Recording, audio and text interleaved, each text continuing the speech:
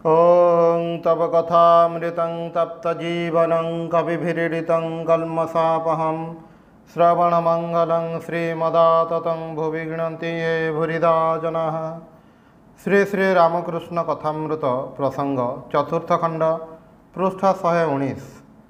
आज महाअष्टमी दिन अधरंग गृह प्रतिमा दर्शन पर श्रीरामकृष्ण रामदत्तଙ୍କ घरକୁ ଆସିଛନ୍ତି। सेठारे विजय और केदार को एकाठी देखी हसी हसी कहले, आज बेस मिली दुई जन ही गोटे भावर भावी, अर्थात भक्ति रसरे दुई जन जाक परिपूर्ण। ठाकुरे कहते मनरे चारोटी इच्छा उठी। प्रथमटी कहते बैगण दे प्रस्तुत होइथिबा माछ झोल खाइबी, यह गृहधर्म अनुसार कहते।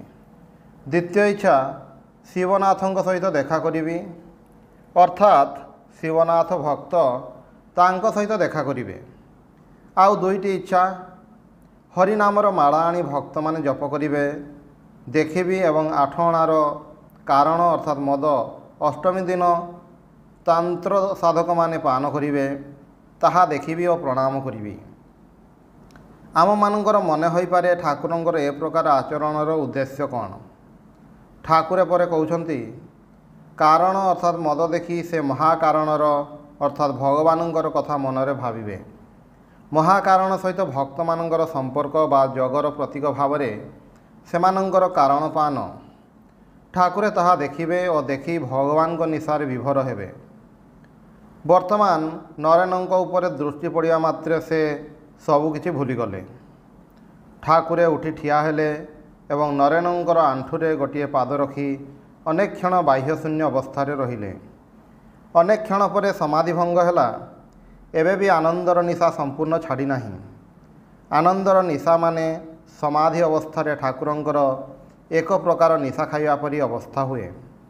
माताल मानंक परी देह उपरे कौनसी कर्तृत्व बोध रहु नथिला। तेबे ए माताल साधारण माताल अवस्था नुहे, ईश्वरीय भावरे माताल, जहाँ साधारण लोके बुझंती नहीं। ठाकुरे कहउछंती सच्चिदानंद सच्चिदानंद सच्चिदानंद कहिबी ना, आज कारणानंद दायिनी कारणानंदमयी। कारण कथार माने कहउछंती जगत रूपे कार्य ताहार कारण रे लय हुए। जगतर स्रष्टा होउछंती एही जगतर कारण, पुणी कारण महाकारण रे लय हुए। महाकारण कहिले सेठारे आउ कौनसी व्यक्तित्व नहीं।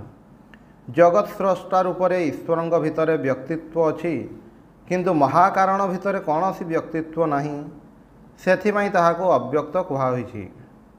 एठारे कहउछंती स्थूल सूक्ष्म कारण महाकारण। महाकारण को गले सबु चुप, सेठारे कथा चढ़े नहीं। पूर्वरु कहिछंती सा रे गा मा पा धा नी। नीरे रहिबा भल नुहे, अनेक क्षण रही हुए नहीं। गोटे थाक तले रहिबी काहींकि, कारण ताहले भक्त मानक सहित भावर आदान प्रदान संभव हेबो। ता ऊपर को गले संपूर्ण समाधिस्थ, सेठाକୁ गले आउ वक्ता नहीं, श्रोता भी नहीं। तापर व्याख्या करुछंती ईश्वर कटी महाकारण को जाई फेरी आसी पारंती। अवतार आदि ईश्वर कटी सेमाने ऊपर को उठी पुणी तल को आसी पारंती। छातर ऊपर को उठंती पुणी सीढ़ी द्वार ओह्लाई तले जीवासीबा करि पारंती। अनुलोम विलोम। अनुलोम माने स्थूलरू सूक्ष्म को जीवा एवं विलोम माने सूक्ष्मरू ओह्लाई स्थूल को आसीबा। उपमा देई कहउछंती राजार पुओ निजर महल रे 7 ताला को जीवा आसीबा करि पारे। 7 ताला माने मनर 7टी केंद्र अछि, जहाँ मध्यरे मन सोपान क्रमे ऊपर को उठे। 7 ताला को उठिया माने महाकारण रे लय हेबा। ठाकुरे कहउछंती अवतार पुरुष माने एही 7 ताला पर्यंत जाई फेरी आसी पारंती, साधारण मनीष पारंती नाही। अवतार पुरुष माने जीवर मंगल पाई समाधिर उच्चतम स्तर को उठिबी पुणी फेरी आसंती। लोक कल्याण कामनार सूत्र धरी सेमाने स्थूल जगत को ओह्लाई आसंती। किंतु साधारण लोक जेतेबेले इंद्रिय सहित तीव्र संग्राम करी टिकिए टिकिए आगे जाई सूक्ष्म तत्व कौनसी प्रकार पहुँचे सेमानंकर तल को ओह्लाइबा पई आउ कौनसी सूत्र न थाए। तल स्तर समस्त आकर्षण मुक्त होई सेमाने सही महाकारण लय हो जाती। सेमानंकर व्यक्तित्व न थाए। वर्तमान कथा होछि जे एपरि व्यक्तित्वहीन हेबा तो भल, किंतु ठाकुरे कहउछंती साधारण लोक थरे खेल रे जीति पारिले पुणी खेल को फेरी आसे नहीं। पक्का खेलाड़ी पुणी खेल को फेरी आसे। अवतार पुरुष माने इच्छा अनुसार मायार बाहर को जाई पारंती, पुणी माया भीतर को फेरी पारंती। केउठी हेले अटकी जिबार भय सेमानंकर न थाए। वर्तमान यही चढ़ीबा ओह्लाइबा घटनाटी आमे माने केवल कल्पना करूँ, कारण ताहा बुझिबार सामर्थ्य आमर नाही। जी सर्ववासना शून्य होई पारिछंती एकमात्र से ही एकथा बुझिपारंती। श्रीरामकृष्ण सर्ववासना निर्मुक्त, तांक पक्षरे सात तालारे रहिबा जहा तड़ महलारे रहिबा भी ताहा। सेथिपाई तांक इच्छा अनुसारे महाकारण रे पहुँची गले मध्य जगत कल्याण वासना को अवलंबन करी स्वेच्छारे से दिव्य अनुभूति ओह्लाई आसी पारंती। एहा परे एक प्रकारर बाणर कथा कहउछंती। थरकु थर विभिन्न प्रकारर फूल देखाए, शेष हुए नाही। एपरी बाण ठाकुरे देखिछंती। एबे सही बाण परी अर्थात साधकर मन भितर जो शुभ संस्कार रही ताहा फलरे गोटिए गोटिए सोपान रे एक एक प्रकार अनुभूति हुए। एही वैचित्रर सते जेपरि शेष नाही। पुणी इच्छा कले सबु वैचित्र को काटी साधक सही शेष पर्याय पहुँचे जेतेबेले बाण आउ कौनसी फूल बाहर करे नाही। बाणर ही उपमा माध्यम ठाकुरे भगवत अनुभूतिर वैचित्र बुझाउछंती। साधारण मनुष्य भितर मानविक अपूर्णता अशुद्धता थिबा जोगु से एते उच्च को उठी पारे नाही। जदिबा केही अल्प उच्च को उठिला किछि दूर पर्यंत जाई पुणी खसी आसे। ठाकुरे गोटे नेउलर उपमा देई बुझाउछंती। नेउलर लांजरे इटा बंधा होइछि। कौनसी प्रकारे जदिओ कांथरे थिबा गर्तरे पशिबाकु जाए इटा अजनरे पुणी खसी आसे। सेहीपरि जगिनर मन भी जग अभ्यास करू करू बारंबार ध्येय वस्तुरु तलकु खसी आसे। विषय आकांक्षा होछि इटा। विषय आकांक्षा आत्मा सहित युक्त होई जगी को शुद्ध स्वरूप स्थिर होबाकु दिए नाही। केवल जहांक भितरे सत्वगुणर प्रभाव बेसी सेमाने थरे परम तत्व पहुँची गले आउ फेरंती नाही। आउ गोटे प्रकार हावेड़ी बाण अछि। निया लगाइबा मात्रे भस करी उठी फाटी जाए।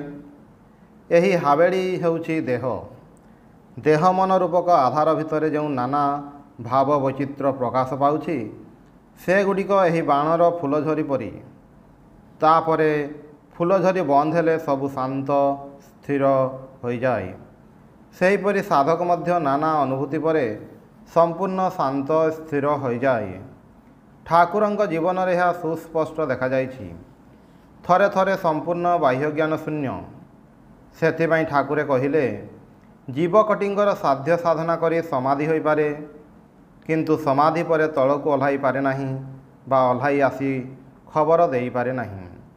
समाधि शब्दर अर्थ होछि जीवात्मा को परमात्मा ठारे सम्यक रूप से स्थापन करिबा। एहार विभिन्न स्तर अछि। गोटिए गोटिए स्तर मध्य देई मन अग्रसर होउथाए। शेषरे जेतेबेले सहस्रार रे पहुँचे सेतेबेले परिसमाप्ति। स्वामीजी कहिछंती एकत्व परे आउ उन्नति हुए नाही, कारण तापरे आउ किछि कल्पना करा जाय नाही। जेते क्षण बहुत्व अछि डुआलिटी अछि सेते क्षण से वैचित्र को अतिक्रम करि जिबार चेष्टा चले। एकत्वर राज्य रे पहुँचले सेठारे आउ कौनसी वैचित्र न थाए। सुतरां सेठारे जीव पक्षरे निजर पृथक अस्तित्व बजाय रखिबा संभव हुए नाही। एथिपाई कहउछंती जीवकटी सही सात ताला को जाई पारे नाही, किंतु राजार पुओ सात ताला को अबाधरे जीवासीबा करि पारे। ठाकुरंग साधना मुक्ति अर्जन करिया पाई नुहे, कारण तांकर मुक्ति स्वतसिद्ध। तांकर साधना समस्त अज्ञान को निश्चिन्न करिया पाई। जेपरी आलोक जेतेबेले अंधकार को नाश करे सेतेबेले आलोक और अंधकारर नास्य नाशक संबंध हुए। आलोक है नाशक, अंधकार नाश्य। वर्तमान आलोक अंधकार को नाश कले आलोक को गोटे क्रियाशील वस्तु कहुब। यही समस्या समाधान करने कहुए जेते क्षण नाश करिवार वस्तु थाए सेते क्षण से नाश करे। आलोक पाई जेतेबेले नाश करिवार वस्तु न थाए सेतेबेले से स्वप्रकाश रूप में अवस्थान करे। सेतेबेले से आउ प्रकाशक बा नाशक नुहे। तात्विक विचारक माने कहती जेते क्षण वस्तु थाए सेते क्षण आलोक प्रकाशित करे। वस्तु नथिले आउ कौन प्रकाशित करिवो? से निजे ही निजको प्रकाश करिवो। किंतु निजे ही निजको प्रकाश कले तर्क विरोध घटे, अर्थात कर्तृकर्म विरोध हुए। जहा कर्ता ताहा कर्म होई न पारे, जहा कर्म ताहा कर्ता होई न पारे। कुंभार घट तैयारी करुछि, कुंभार है कर्ता, घट है ताहार कार्य। जो माटी द्वारा घट तैयारी करुछि सही माटी है उपादान। हांडी गुड़िक भांगीदेले माटी रही जाए। कल्पना साहाय्य जदि माटी को मध्य अंतरित कर दिया जाए तेबे कुंभार आउ हांडी तैयारी करि पारिबो नाही। सेतेबेले कुंभार निष्क्रिय होइगला। किंतु सेतेबेले कौन ताहार नाश होइगला? ताहा नुहे। सेतेबेले से निजे निजर प्रकाशक होई रहिला। सेथिपाई कुहाहला से स्वप्रकाश।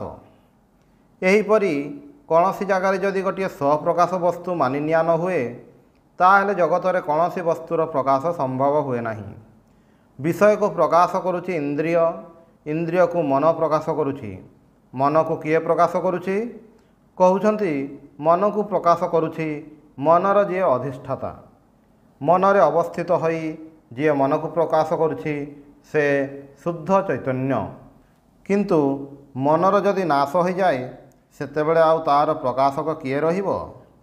जेतेबेले आउ कौनसी प्रकाश्य वस्तु न थाए सेतेबेले जे अवशिष्ट रहंती से स्वप्रकाश।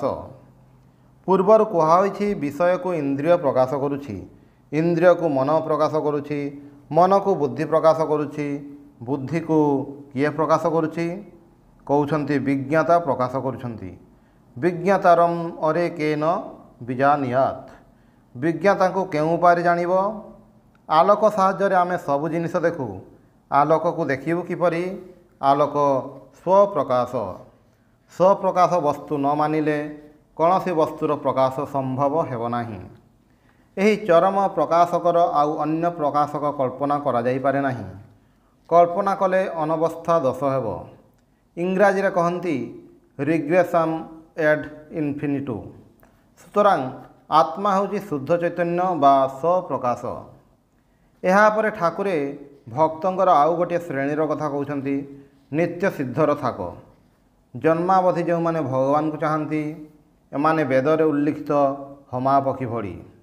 हमा पक्षी एते उच्चरे अंडा दिए जे सही अंडा तलकू पड़ू पड़ू से छुआ बाहरी तार आखि खोली जाए। सेतेबेले से आउ माटी न पड़ी माँ पाखक उड़ी जाए। पृथ्वी सहित सेमानकर संस्पर्श हुए नहीं। नित्य सिद्ध माने ठीक एहीपरि माटीर स्पर्श सेमानकर हुए नहीं। जो ज्ञान सेमानकर उत्पत्ति सही ज्ञान को सेमाने फेरी जाती। अवतारंक सहित जो माने आसंती सेमाने नित्य सिद्ध। कहार हुए तो शेष जन्म खूब शुद्ध न हेले अवतारंक सहित एपरी घनिष्ठ संबंध हुए नहीं। वर्तमान भक्त केदार भजन गाउछंती से वैष्णव भावापन्न। तेणु तांकर गीतर भावगुड़िक सबू एही प्रकारर। केतेबेले जगन्मातांको नाम होउछि, केतेबेले अबा श्री गौरांगंकर नाम होउछि।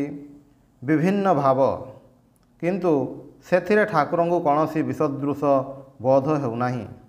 कारण तांको पई सबु किछि एक। गीत पर गीत चलीछि। जो मानकर ठाकुरंको पाखक आसीबार सौभाग्य होइछि सेमानंको पई एहा नित्य दृश्य।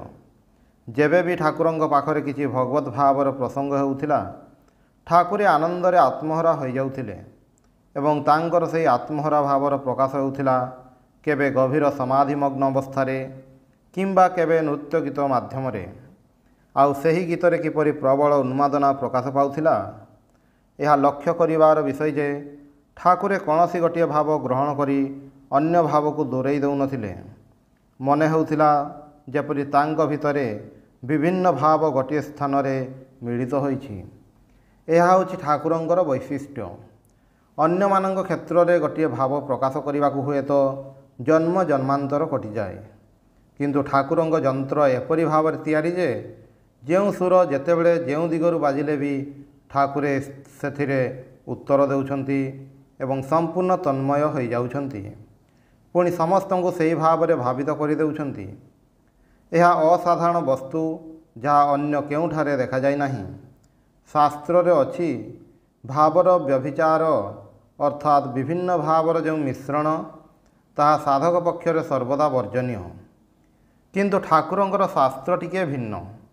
ସମସ୍ତ ଭାବର ପରିପୂର୍ଣ୍ଣ ସାଧନା କରି ସେ ତାଙ୍କ ଜୀବନ ଏପରି ଭାବରେ ତିଆରି କରିଛନ୍ତି ଯେ ଭାବର ମିଶ୍ରଣ ସେଠାରେ ସାଧନାକୁ ବ୍ୟାହତ କରେ ନାହିଁ। କାରଣ ଯେକୌଣସି ଭାବ ମୁହୂର୍ତ୍ତକ ମଧ୍ୟରେ ସେଠାରେ ପୂର୍ଣ୍ଣ ଭାବରେ ଅଭିବ୍ୟକ୍ତ ହେଉଛି। ଏଠାରେ ସୁରେନ୍ଦ୍ରଙ୍କ ସହିତ ଠାକୁରଙ୍କର କଥୋପକଥନ ଅନୁଧାବନ ଯୋଗ୍ୟ। ସୁରେନ୍ଦ୍ର ଅତିରିକ୍ତ ମଦ୍ୟପାନାସକ୍ତ, ସେଥିପାଇଁ ଠାକୁରେ ଚିନ୍ତିତ।